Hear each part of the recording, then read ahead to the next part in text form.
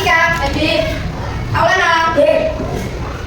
Anak-anak, pada hari ini sebelumnya Ibu mau bertanya.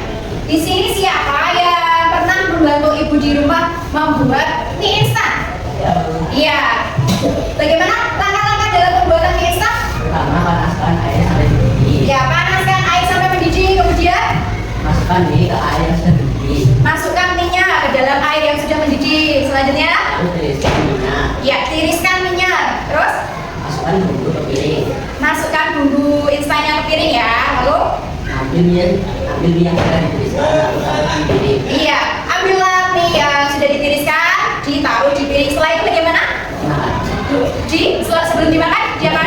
Iya, diaduk dulu, kemudian siap makan. disajikan atau dimakan. Seperti itulah langkah-langkah dalam pembuatan mie instan. Hari ini kita akan belajar tentang berpikir komputasional dengan aspek algoritma, yaitu menyusun langkah-langkah secara sistematis agar bisa memecahkan sebuah masalah. Seperti tadi yang dijelaskan sama Mas Aljabar, ya, cara pembuatan mie instan dengan cara seperti tadi langkah-langkahnya itu merupakan salah satu contoh dari aspek algoritma. Oke, sekarang guru punya video. Ya, Coba apa artinya computational thinking atau berpikir komputasional? Adakah yang mempelajari dan melihat kata komputasional di sini? Jadi mungkin ada dua contoh ya. Tidak, betul Duren, Audi, Sani, dan Kopi. Oke, itu tadi adalah video tentang materi berpikir komputasional. Tadi sudah dijelaskan bahwa berpikir komputasional itu ada berapa aspek? Empat. Apa saja? Dekomposisi, terus apa? Pengenalan pola, kemudian abstraksi, kemudian yang keempat apa? Iya, betul, algoritma. Jadi di sini kita akan belajar tentang algoritma, yaitu menyusun langkah-langkah secara sistematis untuk memecahkan sebuah masalah. Ya, di sini nanti guru punya lembar kerja diskusi. Nanti akan kalian diskusikan dengan kelompok kalian masing-masing. Ya, jadi nanti masing-masing kelompok mendiskusikan dengan mengerjakan ini lembar kerjanya dengan menggunakan aspek algoritma. Kalian nanti tinggal menyusun bagaimana sih langkah-langkah yang benar, gitu ya? Paham semua? Oke.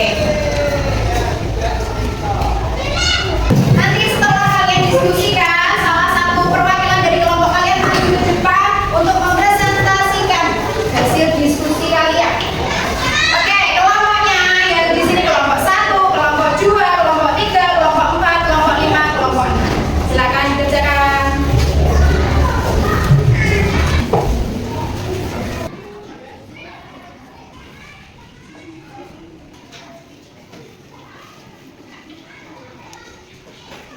Oke, sudah semua? Sudah. Apakah ada kesulitan? Tidak. Baik, sekarang perwakilan dari kelompok maju ke depan untuk mempresentasikan ya. Sekarang Ibu Guru tunjuk dari kelompok 2. Mana? Oke. Silakan dipresentasikan. Assalamualaikum warahmatullahi wabarakatuh. Saya perwakilan dari kelompok 2 ingin mempresentasikan hasil diskusi dari kelompok kami. Berikut langkah-langkah mencuci tangan. 1. Basahi tangan dengan air bersih. 2. Aplikasikan sabun ke seluruh tangan. 3. Gosok kedua telapak tangan dengan erat. 4. Fokus pada area sela-sela jari. 5. Bilas tangan dengan air mengalir. 6. Lalu keringkan tangan setelah tangan bersih. Oke. Ini merupakan hasil dari diskusi kelompok 2. Apa ada yang bertanya? Ya. Apakah cuci tangan bisa dibolak-balik? Oke. Apakah proses cuci tangan itu bisa dibolak-balik caranya, langkah-langkahnya? Tidak bisa karena bolak-balik itu tidak maksimal. Iya. Jadi kalau misalkan langkah-langkah dalam mencuci tangan dibolak-balik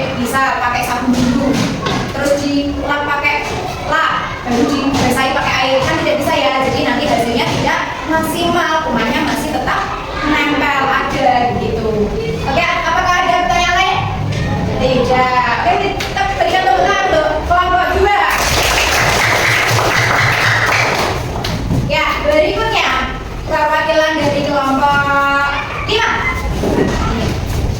Assalamualaikum warahmatullahi wabarakatuh. Waalaikumsalam warahmatullahi wabarakatuh. Saya perwakilan dari kelompok 5 akan mempresentasikan hasil kelompok kami. Tersebut langkah-langkah sikat gigi. Yang pertama, ambil pasta gigi dan sikat gigi. Langkah yang kedua, gunakan gerakan memutar. Langkah yang ketiga, sikat dengan gerakan naik turun. Langkah yang keempat, sikat permukaan gigi atas. Langkah yang kelima, sikat permukaan gigi bawah. Langkah yang keenam, bersihkan bagian lidah. Langkah yang ketujuh, berkumur dengan air. Oke, itulah hasil diskusi dari kelompok 5. Di sini apakah ada yang bertanya atau memberikan saran?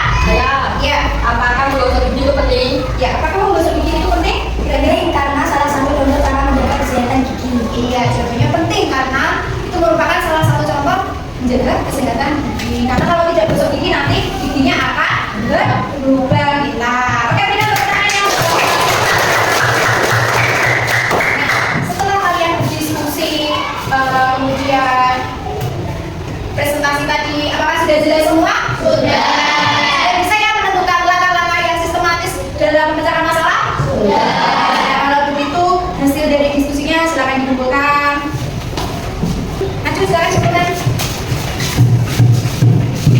Siapa yang tahu apa itu algoritma? Katakan. Ya. Algoritma adalah menyusun langkah penting secara berurutan untuk menyelesaikan sebuah masalah. Ya, kita sekali. Jadi algoritma itu adalah salah satu cara menyusun langkah-langkah secara sistematis untuk menyelesaikan sebuah masalah. Jadi langkah-langkahnya itu harus secara sistematis berurutan, tidak boleh dibolak-balik gitu ya, agar bisa untuk memecahkan sebuah masalah gitu. Kemudian pertanyaan berikutnya, mengapa penting menyusun dalam langkah-langkah secara berurutan? Ya, Agar lebih mudah untuk menyelesaikan